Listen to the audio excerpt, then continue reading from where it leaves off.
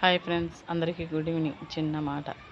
ఒక అతను నడుచుకుంటా పోతా ఉంటే అతనికి అలుపు అనిపించిందంట. కాసేపు చెట్టు కింద పడుకుందామనేసి ఒక చెట్టు దగ్గరికి పోయినాడంట. ఆ చెట్టు చాలా పెద్దగా ఉందంట. ఆ చెట్టుకు మాత్రం చిన్న చిన్న నేరేడుకాయలు ఉన్నాయంట. ఆమెన పక్కన మళ్ళా ఇటుపక్క చూస్తే ఒక తీగకు ఇంత పెద్ద గుమ్మడికాయలు కాసినాయంట. అప్పుడు ఆయన మనసులో ఇలా అనుకున్నాడంట, దేవుడు ఇంత చిన్న తీగ చెట్టుకు ఇంత కాయ ఇచ్చాడు, ఇంత పెద్ద చెట్టుకు ఇంత చిన్న కాయ ఇచ్చాడు, ఏంటో ఈ దేవుడు అని చెప్పేసి పడుకున్నాడంట. పడుకొని ఆయన నిద్రపోయిన కాసేపటికి వానాగాలి వచ్చిందంట. అప్పుడు ఆ గాలికి పైనున్న చెట్టుకున్న కాయలన్నీ అతని మీద పడిపోయాయంట.